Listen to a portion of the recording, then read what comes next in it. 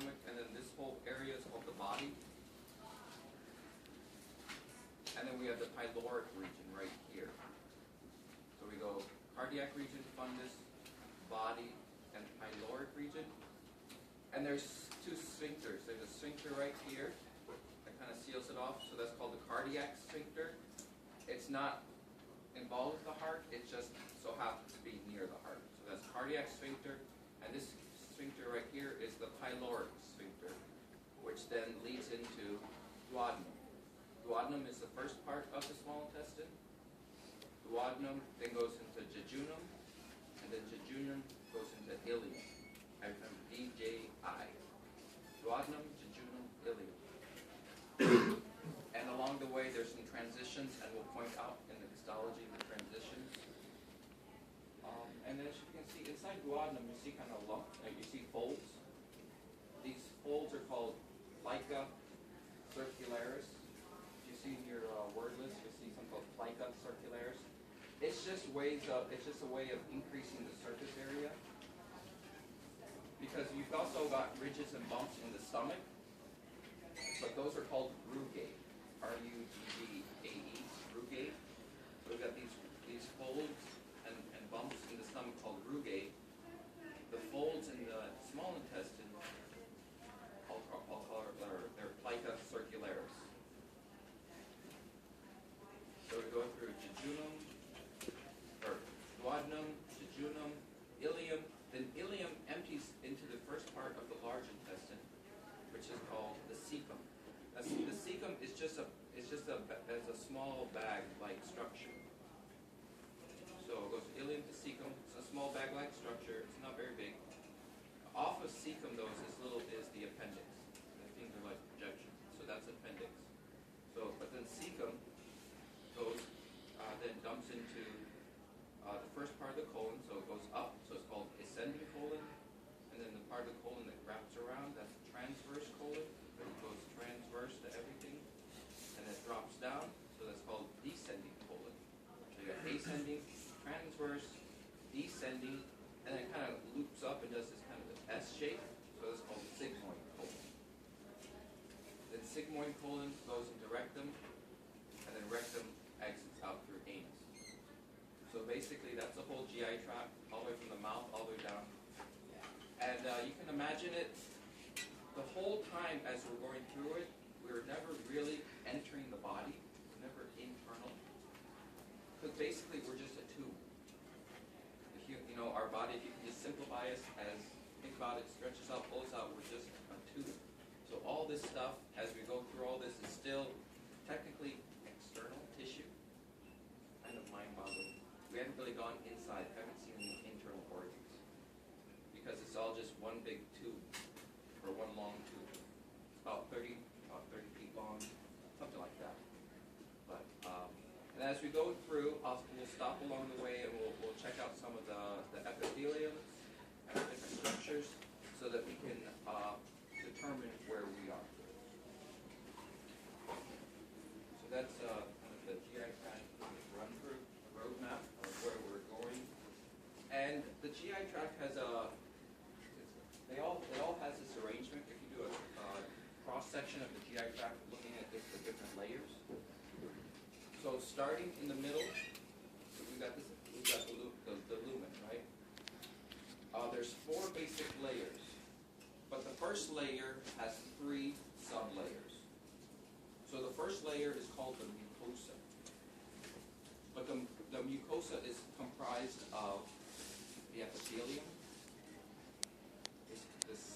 this outer layer, epithelium, sitting on a basement membrane. So we've got epithelium, then we've got propria lamina.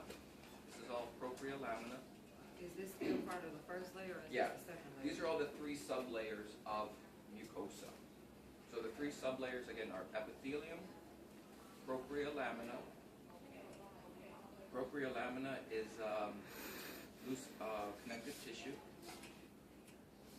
And then you've got this really thin layer of muscle, smooth muscle, called muscularis mucosa. So this alters the shape of the lumen, the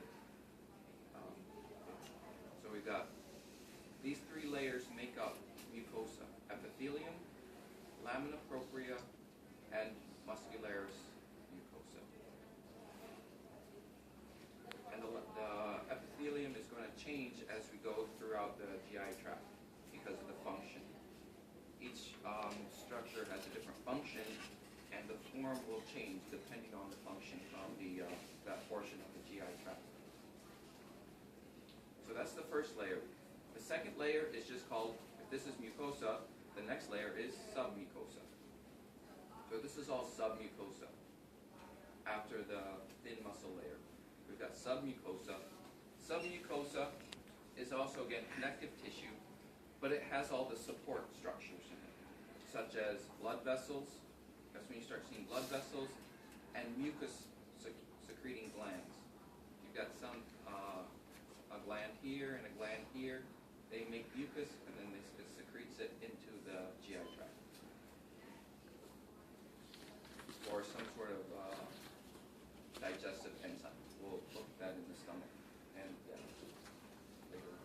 So we've got submucosa, and then the third layer is the muscularis externa.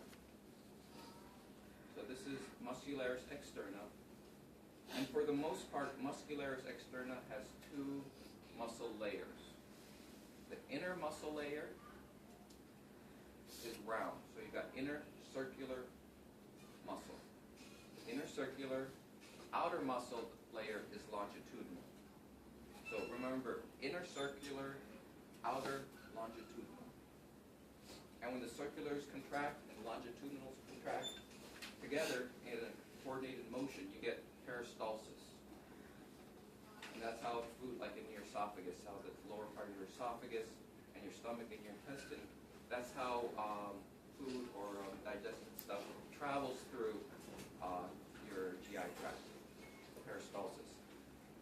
So in your notes, you may want to correct, the stomach has an extra layer. So most of your GI tract is just 2 layers of muscle. Your stomach has an innermost longitudinal layer, innermost oblique, just kind of at an angle. You'll want to correct that in your notes. In your notes, it doesn't say inner, it says outer oblique or something like that. But this is the innermost layer only in the stomach. So in the stomach, we have innermost oblique, then we have circular, inner circular, and then outer longitudinal. You have an extra layer in your stomach because aside from chemical breakdown with the enzymes like pepsin, it's also mechanical. The breakdown of your food is also mechanical. It's a churning. It needs that extra push, so it's a really strong muscular bag that kind of churns and breaks down your food. So not only is chemical breakdown happening in your stomach, but there's also mechanical breakdown. And then the last layer is called adventitia or serosa. It's a protective layer of connective tissue. It's a bit stronger, and it kind of holds things in and protects it. It's a thin layer. So here it's called serosa. In other places it'll be called adventitia. What is it made of? Connective tissue again. It's just strong. It's stronger though. It's not loose connective tissue. It's a stronger layer. Protective. Holds it in place. Also, this connects with other connective tissues like your intestines. Holds them in place so they don't kind of take off, go all over your body. Kind of like Velcro. Keeps them all together. And what did you say was in the second layer? Secreting cells? The submucosa. Again, it's the support structures, blood vessels and mucus or some sort of secretory cells. Not only mucus, but also enzymes. We'll see later on in the GI tract, in the stomach specifically. You'll see these structures in the stomach, but they're all in the submucosa. Can you name the layers again, going inner to outer? Sure. So the mucosa has three sublayers in the mucosa. We've got epithelium, lamina propria,